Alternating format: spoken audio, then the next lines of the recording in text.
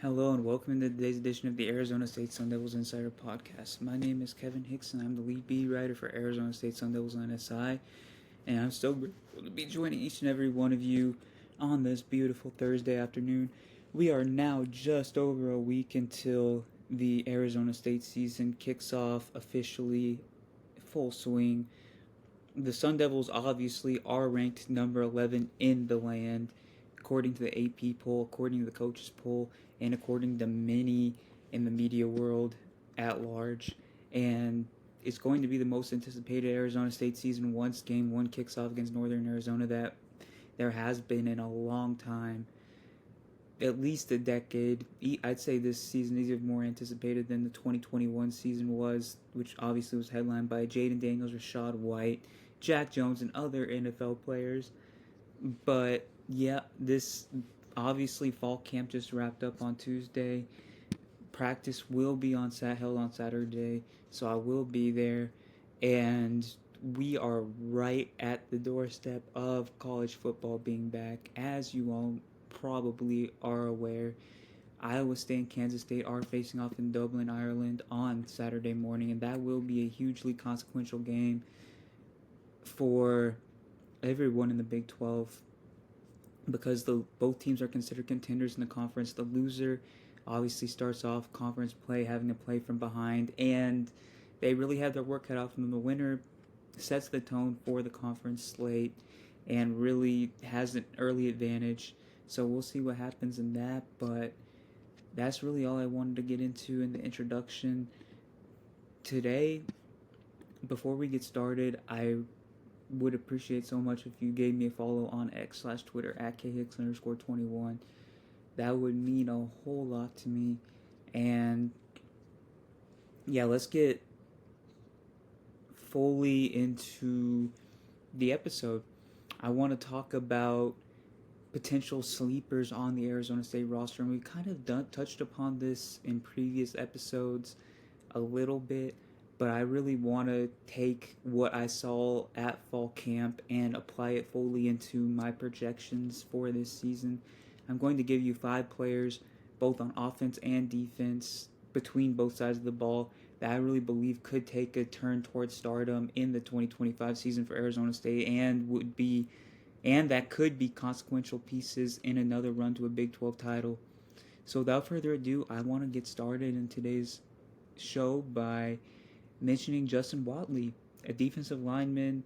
He's really played a lot off the edge this fall so far based off of what I have seen. And Watley has probably been the MVP of the defense during the last 3 weeks of fall camp. He really, really has. He's been, I really can't even put into words. He's been really consistent. He's dropped 15 pounds from spring camp to fall camp. He's still roughly at the same strength threshold that he was back then. He's much more explosive. Obviously, he already has a high IQ and is very tenacious. He really could be the breakout star of the defensive line in a very, very talented group, and it would not surprise me at all if he recorded about 6 sacks this season. I really think he has that next gear to him in which he has the ability to do that. Next, I really wanted to go out and highlight Jordan Crook. As you all know, I'm a pretty big fan of Jordan Crook. He tends to get outshined by secondary members such as Avion Alford, defensive tackles CJ Fight, even his own linebacker mate in Keyshawn Elliott, but he has been phenomenal during camp. He's really taken on a leadership mantle. He's very, very physical. He plays with a physical edge every single rep. He really can do it all, run support, pass rush even. He is probably one of the members of the defense that has the highest upside, if you ask me. And yeah, CJ Fight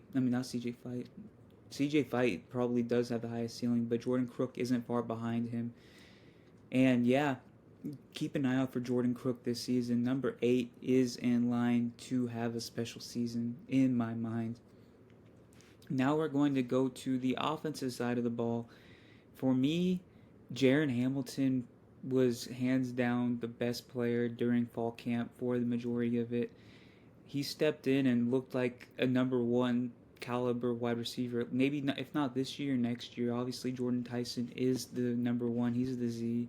He's the leader of the offense. He's the engine of the offense in complement of Sam Levitt. But Jaron Hamilton has been way, way, way more well-rounded than anyone would have let on when he transferred to Tempe in December of last year. I feel like the assumption was that he is just a burner, that he is really can only take you over the top. He doesn't have anything in his route running bag. He's not really a willing blocker. He's done everything to refute that, at least in practice. Obviously, game action is different, but from what I've seen, he's a phenomenal route runner. There's been 3 or 4 occasions during camp where he's completely put the DB on skates in one-on-one coverage, and he's been great in the short game. He's been great in the intermediate game. Obviously, he's had 3 or 4 really, really incredible deep shot catches as well. He's just been very well-rounded, and I believe that he has potential to be the perfect complement to Jordan Tyson this season. I really do think that he could take a turn to stardom in 2025 once he gets the opportunity to do so. Obviously, wasn't at Alabama. Hopefully, Kenny Dillingham and Hines Ward figure out a way to get this dynamic playmaker involved. Jaron Hamilton is my number 3 when it comes to potential breakout players for Arizona State this season. The last 2 spots, they could go any number of directions. It really, really could. I believe that I am going to go with, I think I'm going to go with Kyson Brown for my number 4. I could really go any of the 3 running backs, Kyson Brown, Raleek Brown, or Kanye Udo, the transfer from Army, but I think I'm going to go Kyson. Kyson just has a second year that of a Rashad White or a Marion Grice had at Arizona State. He reminds me kind of those guys, and I really think that the opportunity he's going to get this season is going to be made the most of by him. I really think that he's in the right mentality, the right mindset right now, and as they call him, SIP, he is a very, very willing blocker. He's continuously displayed the ability to catch the ball out of the backfield and downfield. I think he's going to have a great season. Might not be as gaudy as Cam Scatterboo last season when it comes to the stat line, but he is equipped to have a strong season. And then lastly, I'm going to go with Adrian Boogie Wilson, the safety transfer from Washington State. He has had a phenomenal fall camp. There's been a trend. There's a lot of players that had very, very strong fall camps, but Boogie is one of the players that stood out, especially when Xavion Alford and Miles Ghost Rouser were both out. He got a lot of first-team reps, and he made the most of those. He just has eyes for the ball. He is very, very standout player when it comes to creating turnovers, when it comes to intercepting the ball, when it comes to deceiving the quarterback's eyes. Solid tackler. Obviously, there wasn't much tackling going on in practice, but I could tell he has the right technique there. Just an overall strong football player, and Brian Ward really alluded to that.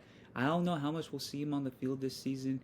It feels like to me that he's played well enough to at least get a little bit of run, but then again, Brian Ward said that the top end guys that I have are an advantage just as much as the depth that I have, and that could reign true. Xavion Alford, Miles Ghost Rouser are both incredible safeties, obviously. And the Sun Devils are in good hands no matter who they have back there in the back third of the defense. There are a lot of players that are very, very capable, and Sun Devil fans should be very excited for what is to come this season. That is all for today. Thank you so much for tuning in on this Thursday afternoon. Please follow me on X/Twitter if you get the opportunity to do so after this show. And I will see you tomorrow.